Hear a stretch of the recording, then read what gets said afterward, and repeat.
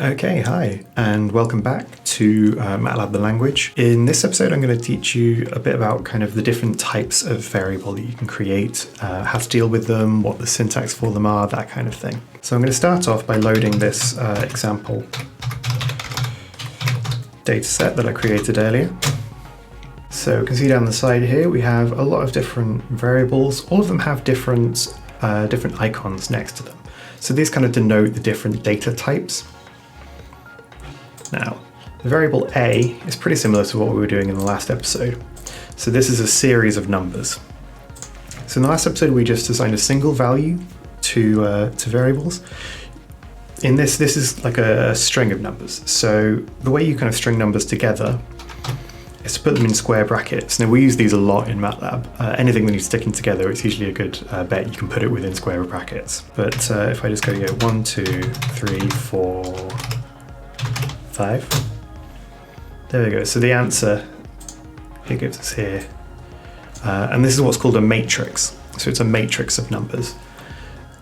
Commas essentially denote a new column, while semicolons denote a new row. So if I go 1, 2, 3, semicolon, 4, 5, 6. So you can see it's made this kind of grid pattern in that way, so that's why it's kind of a matrix. You can kind of go back and index this. Well, index is the term we use. Basically, if I were to go into A, and let's say I wanted to access the number that is in the first row, because there's only one row in the variable A, and the third column, that should be the number 3. And as you can see here, it gives me back the number 3. So that process is called indexing. So basically, it always goes row, then column in Matlab, which I think gets a little confusing at times, because I think sometimes you expect it to be the other way around. But once you get used to it, it is very straightforward to do. A matrix, whether it's numbers or characters or any other kind of data, it has to have the same number of rows in every column and the same number of columns in every row, if that makes sense. So for example, if I was to write 1, 2,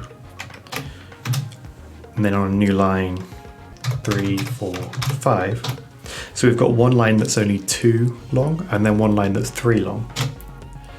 I'll say dimensions of matrices being concatenated are not consistent, which is a very fancy way of saying it doesn't line up. It doesn't like that. It likes it to be a rectangle of some description. Another quite useful shorthand for defining numeric matrices is the colon. So if I type 1 colon 10, it gives me all of the integers between 1 and 10. You can also do, if you wanted to do like a different step, so rather than just being like every integer, you can say like 1 colon 0.1 and then another colon 10. So you kind of put a number in between them. Yeah, that gives me this huge thing. So it could be columns 1 through 14. So this is just one big row that it's just split over multiple lines to present it to me. But it counts up in units of 0.1.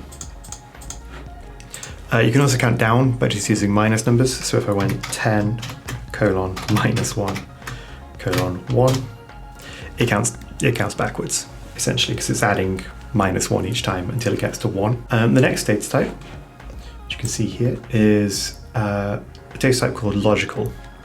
Logical is probably the easiest to get your head around. It is basically just true or false. True is usually represented by the number 1, false is represented by the number 0. So if I go, so if I just type in the word true, there you go, logical. So that's just telling me the data type, and it's saying 1 as in true. Logicals are really useful when we get into loops, something called loops later. You can do things like only execute the following commands if this particular condition is true. And you can kind of ask MATLAB things and it will give you answers as logicals, so true or false. And yeah, this is kind of how computers work on the base level, because it's just binary. Every circuit is either on or off.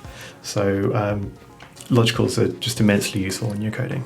The next type I'm going to go over is characters and strings. They're quite similar, but it is important to understand the difference between them. So when you define them, a character is defined by letters within apostrophes. So if I go enter, so I've created a character that's just a key smash. Strings are letters within quotation marks. Ooh. There we go. Now you might be thinking, okay, what's the difference between these? It's just a word either way. Basically, a character array is it's like a matrix of numbers. Only rather than numbers, the characters that you're using are letters. So, for example, if I use, there's a command called length, which just tells you how long a variable is. So if it's like the numbers 1 to 10, it'll say 10 because there's 10 numbers in that array. So if I look at the length of C, this character array, it tells me 4 because C is just C-H-A-R. So that's 4 characters strung together. Much like in numeric arrays, you can organize them into a whole grid. The only condition is that when you put them within the square brackets, you just have to do apostrophes around each thing. So if I wanted to do C, comma, H, and then let's start a new line, A, comma, R. So it gives me a 2 by 2 char array, so that's character array. A string array is something different. It is kind of its own thing. So if I look at the length of D, which is a string, it just tells me 1 because it's not looking at it as S-T-R-I-N-G.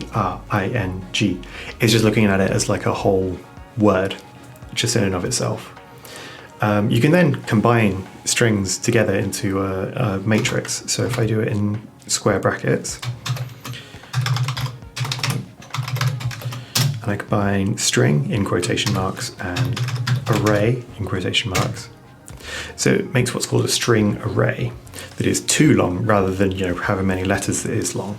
So this has its own use. For example, if you wanted to have an experiment where, let's say you read in a load of file names for images and you want to just pick one at random, it makes much more sense to have a string array, because then you can just say, okay, pick a number at random and then index into the string array. So when I said earlier about indexing into a matrix with the brackets where you do row and column, you can do that with a string array. You can say, row 1, column 1, bring me up this particular string. Whereas with a character array, because it's a string of letters, if you did, if you looked at C brackets 1, 2, it gives you the letter H. Whereas if you wanted to choose from different words, that's not really as useful. So that distinction is quite an important one. So there are a few other kinds of array. For example, you can get times, which kind of is kind of useful because if you say you can create a time variable, you can add 60 to it and it'll add 60 seconds, i.e. a minute rather than being base 10. But for the most part, you can do all that kind of stuff pretty effectively still with just numbers. So in this video, I'm hoping to just introduce you to the basic types, but please by all means do your own research on it and look up kind of the different types. If there's anything that you think in your experiment is going to be particularly useful, doing these more kind of advanced techniques can definitely improve the quality of your coding. So that's it for this episode. In the next episode, as you can see, I've got 5 more variables to go through. We're going to be looking at data structures. So whilst these are types of data, these are kind of things that you can store data in. So that will be the next episode. So as always, thanks for listening, and I'll see you in the next episode.